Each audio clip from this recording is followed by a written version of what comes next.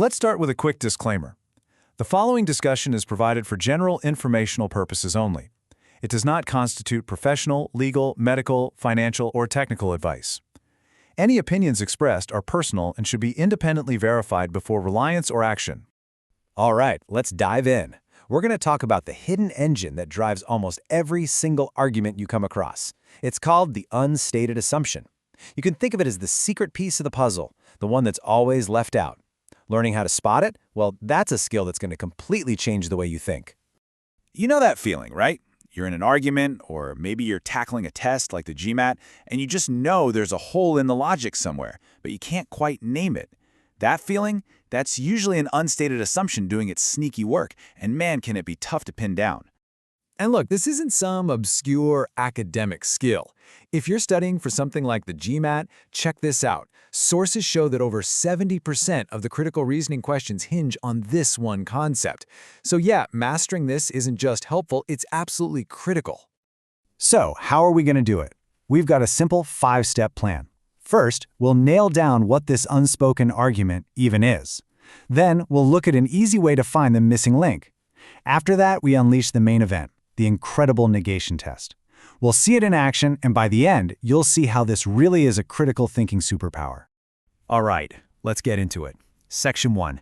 Before we can start finding these hidden assumptions, we've got to be crystal clear on what we're actually looking for. Think of an unstated assumption, like the very bottom card in a house of cards.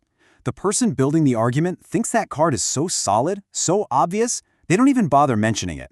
But if you can find that card and show that it's flimsy, the whole thing comes crashing down. So at its core, every argument has two parts you can see.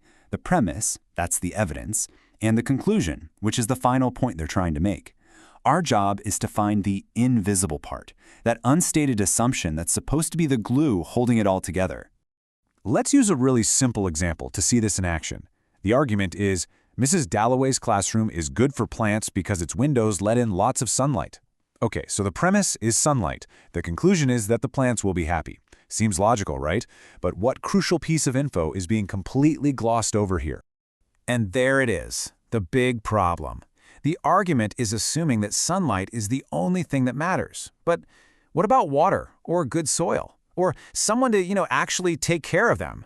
By leaving that assumption unstated, the argument makes itself incredibly weak. That assumption is the Achilles heel. Okay, so we get what these hidden assumptions are. The next big question is, how do we spot them in the wild? Let's start with a really simple, intuitive first step. Here's a great little 3-step strategy to get you started. First, just find the conclusion. What's the main point the author's trying to sell you? Second, find the premise. What evidence are they giving you? And third, this is the magic step, ask yourself, what is the unstated idea that connects that evidence to that conclusion? That's your missing link. Let's put this strategy to the test. Here's our argument. We should raise the motorway speed limit because modern cars have way better safety features, like airbags and fancy brakes. I mean, on the surface, that sounds pretty reasonable, doesn't it?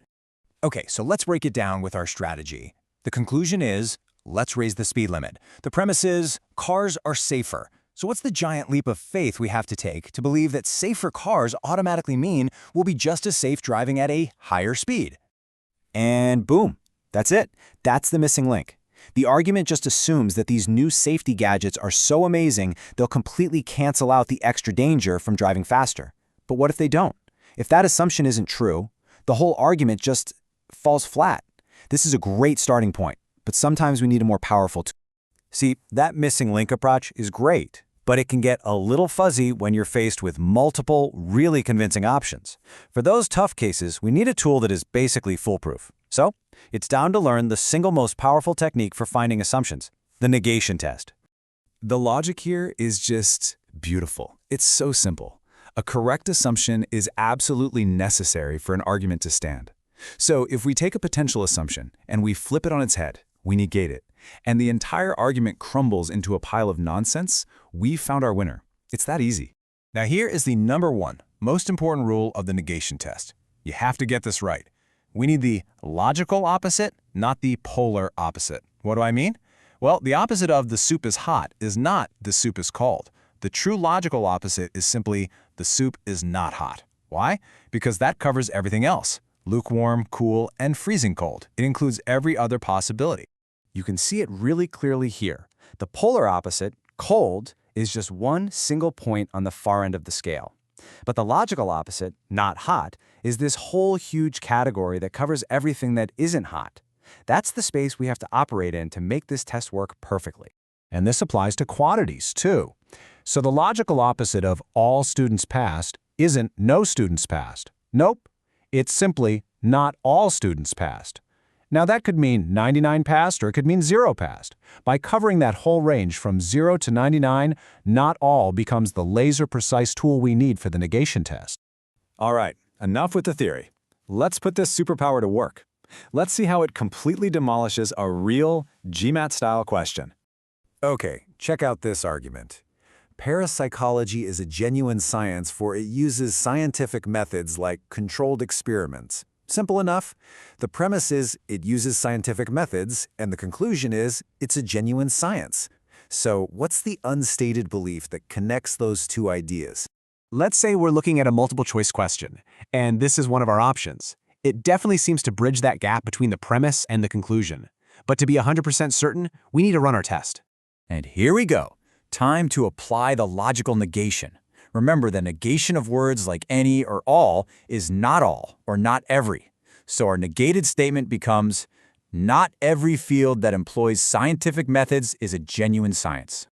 This is it. This is the moment of truth. Let's just assume for a second that our negated statement is true.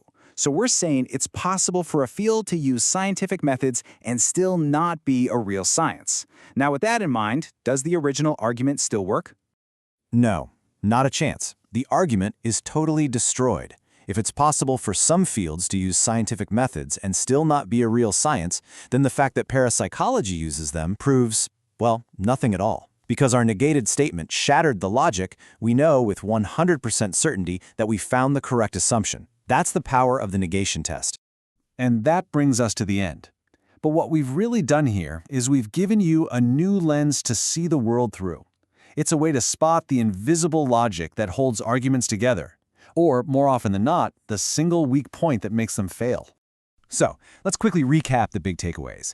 First, remember that every argument has a potential weak spot, that unstated missing link. Your first move should always be to look for that gap between what's being said and what's being concluded. And when you think you've found it, unleash your new superpower, the negation test. Flip that statement on its head, and if the original argument breaks, you've found your assumption. Case closed. And you know this skill goes so far beyond any test. You can use this to analyze news articles, political speeches, advertisements, even just conversations with friends. So the real question is, what unspoken assumptions are you going to spot out in the world today? If this discussion was enjoyed by you or valuable information was gained, please hit the like button, subscribe to the channel, turn on notifications, and share this video with others who might benefit from it. For more updates, in-depth discussions, and the latest content, stay tuned to the channel.